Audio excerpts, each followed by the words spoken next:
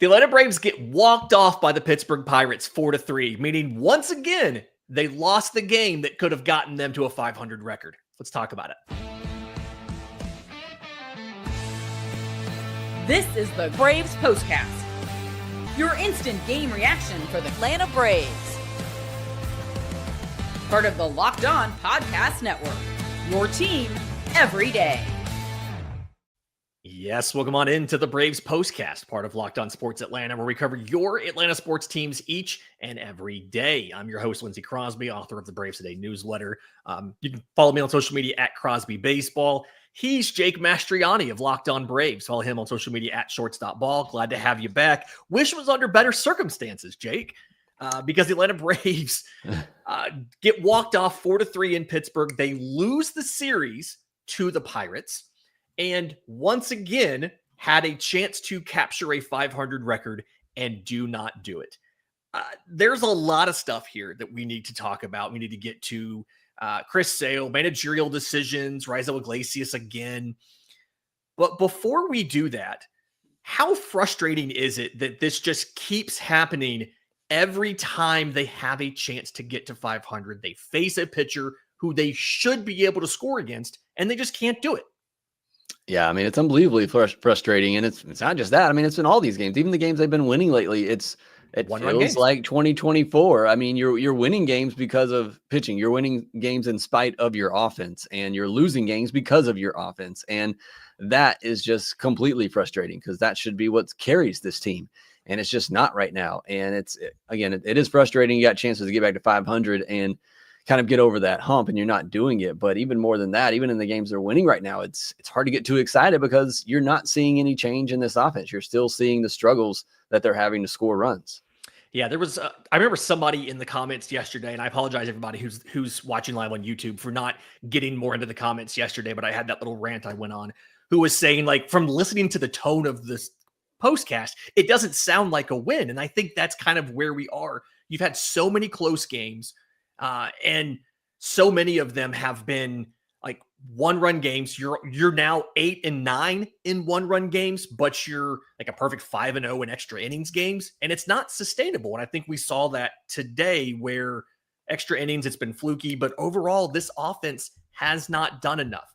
You face Carmen Mlodzinski, who comes into this game with an ERA over 6, and he puts up 5 2/3 scoreless innings, 4 hits, 1 walk, 2 strikeouts. And I believe of those hits, 1 was a double.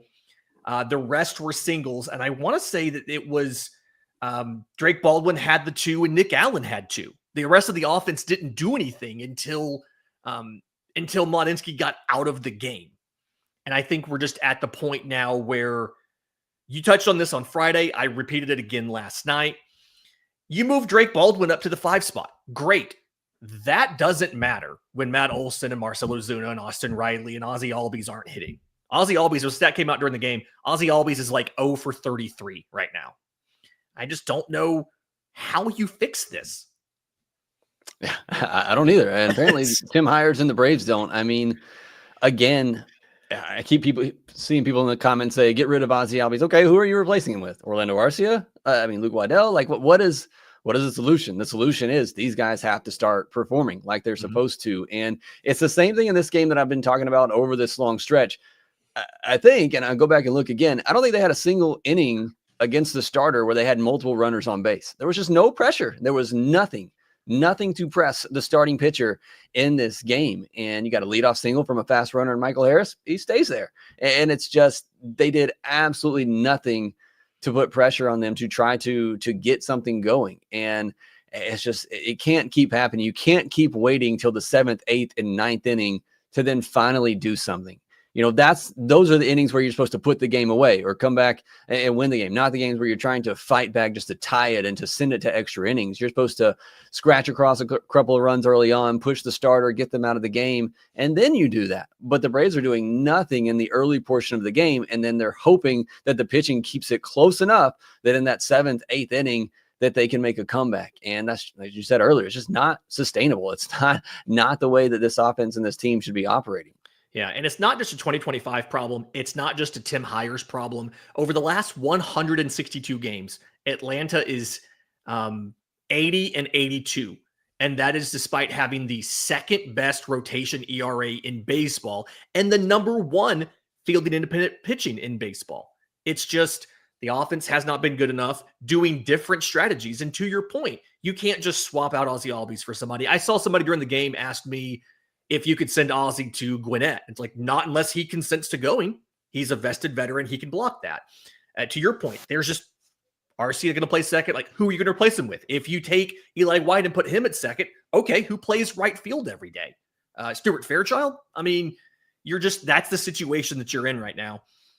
These guys have to be better. I do want to say, though, a rare bright spot in this game. Drake Baldwin had some really good at-bats, gets the single, gets the double. I do want to talk to you, though, about the decision in the 8th inning to pinch hit Sean Murphy for Drake Baldwin, because the reliever that was up there, right, Joey Wentz, has done better against lefties than righties. So on the one hand, going to the righty there makes sense. On the other hand, Drake Baldwin was your best hitter in this game. Like, he had the only extra base hit. He was your best hitter today, and you lift him for Sean Murphy with Ozzie Albies coming up next. It's easy to say Snit did this right because it worked, but I think you have to look at the decision based on whether or not it worked and say, with the information you have at the time, was that the right move? And I keep going back and forth on if that was the right move or not. I would love to know how many Braves fans had the tweet ready to go, ready to fire away when Sean Murphy fell behind 0-2 in that count and blaming Snitker for just another terrible decision.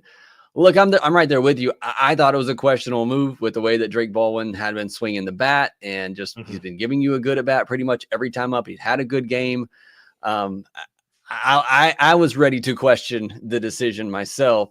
Yeah. But it ends up working in the end. Look, I get it. Like you said, Joey Wentz has much better numbers against a lefty because of 3-batter minimum. Obviously, he's got to face Sean Murphy there just coming into the game anyway. So I get that side of it.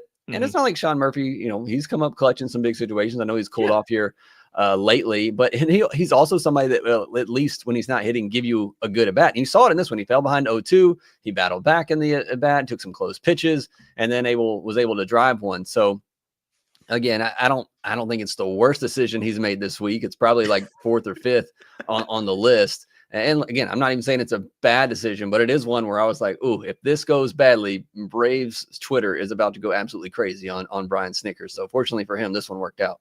Yeah. And something that we've criticized before, and I think I talked about this maybe on Saturday, when it was Friday, I can't remember which one, was pinch running Stuart Fairchild for Marcell Ozuna with 2 outs in an inning. They've done it in multiple 8th innings now. And that play is an example of a situation why you want to do that, because Sean Murphy gets the double, and because it goes all the way to the wall, Fairchild has an opportunity to score to tie the game. Marcell Ozuna is at third base in that same situation. Atlanta is still down 1. And then you have Ozzie Albies coming up, who again is like 0 for 33. So we gave Snit grief about taking out Ozuna in a close game and having to have Fairchild bat in extras. But here's a situation where that was the correct move because it got you the game tying run that you otherwise wouldn't have gotten. Yeah, the difference in this one is that was the tying run, whereas before it was a tie game. So you knew there's a chance that you might go to extras there and might need Ozuna to bat again. So that to me is the difference in the situation. Is in this one, you needed that run to continue the game. True.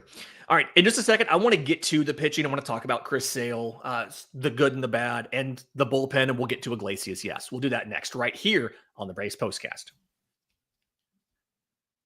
You ever check your bank account and wonder, where did all my money go?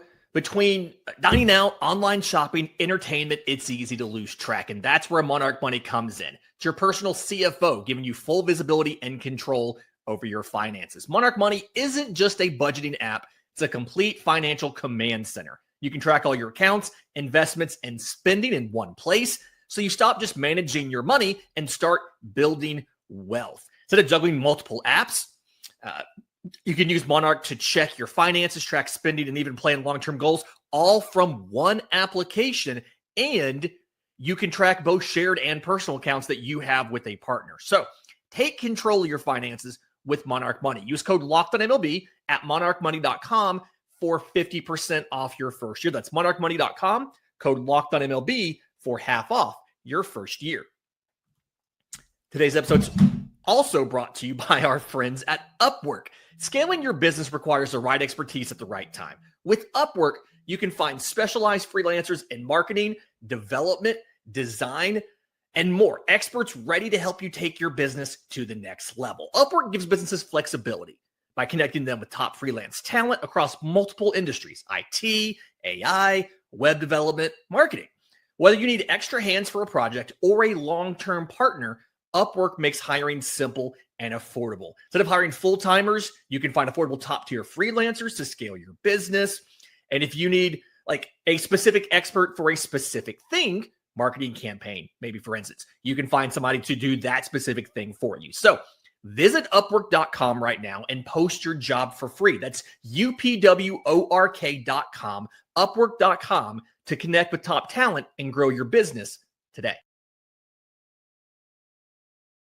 Chris Sale goes 5 2/3 innings in this game. 8 hits, 3 runs, only 2 earned. Third one came in on that Drake Baldwin error on the pass ball, I think. 2 walks to 8 strikeouts. And I thought this is Chris Sale. Like, this is the version of Chris Sale. It felt like the fastball did a lot more than the slider today. He got like 12 whiffs on the fastball and only 6 on the slider. I don't know if that's specifically the Pirates were trying to be careful of the slider, but either way, good enough to win. Another start where Atlanta just doesn't give him any run support. He's had 4. This is now the 5th start where he's gotten 3 or less runs of run support in his outing. Yeah, tough one. He's getting the Jacob deGrom treatment here, where he just gets absolutely no run support. But yeah, I thought this was another good start from Chris Sale. I know that 5th inning kind of got away from him, a frustrating one. You had the double steal on him and then followed up by the pass ball. I think the big one, which this was just the series for Joey Bart, he could do no wrong. He got a little flare, 74 mile per hour flare in there to get that 3rd run in. That was kind of the backbreaker in that inning. But, credit to the Pirates. And I guess the Braves kind of did a similar thing in the 8th inning, getting their 3 runs, just taking advantage of what the other team was giving them. But outside of that, it was Chris Sale, 18 whiffs. Like you said, the fastball in this one did seem much more effective. The velo was up 1.3 miles per hour on his yearly average. He threw it 10 more times than he did that slider, and he topped out at 99 with it, with the 12 whiffs that you mentioned. So yeah, this was, look, again, as we've said a lot over this stretch, pitching is not to blame in this one. You can maybe blame Iglesias if you want, which I know we'll talk about in a second, but you got to do more offensively there too to help out your pitching staff. And this one's not on Chris Sale, who, again, I think this continues the streak of good starts that he's had. Yeah. And I do think that the Pirates did get quite a few breaks in this game. I'm not going to do the thing we've done a lot where we talk about the Braves having hard hit balls and them not falling. People are tired of hearing about that. But I will say that 5th inning, 2 of those hits, 67 miles an hour, 75 miles an hour. And then when you go to that 9th inning, both of those singles were 74 or softer. Like it was just something where even the ground out to Brian Reynolds was like 73. It was just a lot of soft contact that didn't quite, just wasn't corralled for outs. But Raisel Iglesias there in the 9th. And this is De Los Santos finishes up the 6th, comes back out, does the 7th. Aaron Bummer handles the 8th. They're fine. But Raisel Iglesias gets 2 days off for a reset, right? They specifically said they didn't want to use him. They gave him Friday and Saturday off. He comes out today. He picks up 1 out. 2 hits, 1 run. He also walks a guy for the loss. And the walk, let's clarify this, intentional walk of Andrew McCutchen, but he starts it off with back-to-back singles, right? Adam Frazier hits a fastball above the zone. I'm not really faulting Iglesias for that first at-bat. All 3 pitches he threw were out of the strike zone. Yeah. The fact that you give up a 90-mile-an-hour single on that, you can't really be that mad about that. And then the Key Brian Hayes at-bat, the changeup was barely a strike at the bottom of the zone that he went down and got for a flare base hit, like 60 miles an hour. It's just, I don't know how much of this is blame Raisel Iglesias for all the stuff that we've seen versus, and The Joey Bart fielder's choice was a slider below the zone. None of the hits came on mistake pitches. This one feels like this has to be different. Raisel Iglesias blew the game in the ninth versus some of the other previous instances where it's been hanging sliders, hanging changeups, hanging sinkers that were launched. This was just, frankly, good hitting by the Pirates. Yeah, Braves fans aren't going to want to hear this right now, but this was just bad luck for Raisel Iglesias. I did not think he threw the ball particularly bad. The first at bat, as you mentioned, curious that they did go, I think it was 3 straight 4-seamers there. And maybe that's just a scouting report. And like you said, the hit that they got, it's above the zone. And I'm fine with him throwing those 4-seamers up there. It was an away 4-seamer. It was an elevated sinker. That might have been a mistake. And then it was an elevated 4-seamer. But none of them were strikes. And they were all outer third or outside completely. None of them were in the zone. Yeah, and that's not typically, where Iglesias goes. He wants to pitch down in the zone with the changeup and the sinker. But like I said, maybe that was just a scouting report on that hitter there. But the hit was above the zone. And then the Key Brian Hayes hit, he gets jammed on a changeup, kind of down, shoots it the other way. Good hitting by him. Matt Olson almost gets a glove on it. Could have, potentially been a double play there if it's, just hit a little bit over to the right. And then like I said earlier, Joey Bart, it's just his weekend. That was a perfect slider down and away. You get him out front. He just kind of throws the bat out at it and hits it in the right spot. You didn't have to do too much with the infield in there. Allen tries to make a spectacular play, but couldn't on this one. So again, I didn't think he threw the ball particularly bad. I'm not saying he threw the ball great either, but this was just some good hitting by the Pirates and some tough luck for Iglesias. Yeah. And to your point from earlier, this is not on Raisel Iglesias. This isn't on Chris Sale. This is absolutely 100% on the offense for not doing anything until the 8th inning. And we saw the lineup change of Drake Baldwin moved up. I don't quite think we covered this in the first segment there, but we still saw Alex Verdugo leading off and Eli White towards the bottom. Is it time to consider Eli White at leadoff, given the fact that Alex Verdugo is like 1 for his last 20? Or is it you keep moving him up and up and eventually at some point in time, it's going to stop working? Yeah, it's one game. He goes over 4 today, but yeah, I do think the Verdugo thing has kind of cooled off a little bit to the point where maybe you have to try something different in that spot. You hate to mess with Eli White that's been so good at the bottom. But yeah, I think Verdugo has definitely cooled off to the point where you just can't run him out there in the leadoff spot every day until he shows some improvement. The problem is, we talked about this earlier in the week on the Postcast, they just don't have a leadoff hitter right now until Acuna returns. There's just not one. So you can certainly try Eli White there, but again, as we've also talked about, it doesn't matter if the guys behind him aren't performing and aren't driving them in and doing their thing. I did want to mention something that Wilby said. Nick Allen taken off there in a 3-run deficit. I'm all for stealing. He was out by a large margin. I don't know if he got a terrible jump or what, but that's ended up being a big play in the game, getting thrown out there to lead off that inning. So again, I love the aggressiveness. I certainly want to see them run more, but just a bad spot there. And like I said, maybe just a terrible jump from Nick Allen. Yeah, that's I feel like he's been the least successful of those couple guys who are all trying to be a little more aggressive on the base paths. Your White, your Harris, even Ozzie a little bit. I feel like he's been the least successful of them. I want to say he's been thrown out now maybe 4 times. I don't have 3 or 4. Yeah. Okay, so you head home. You're now 2 games below 500. 4-game series this week versus Washington. We'll be back tomorrow, 7:15. Grant Holmes versus Jake Irvin. You also get Spencer Schwellenbach versus old friend Michael Soroka on Tuesday. Bryce Elder versus lefty Mitchell Parker on Wednesday. And day game AJ Smith-Shawver versus Trevor Williams on Thursday. Again, Atlanta Braves get walked off by the Pirates 4-3. Do us a favor. If you're listening on audio, leave a 5-star review for Locked On Braves, Apple, Spotify, YouTube Music.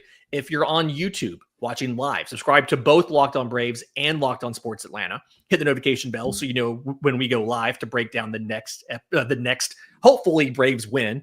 I'm worried I've jinxed it a little bit here.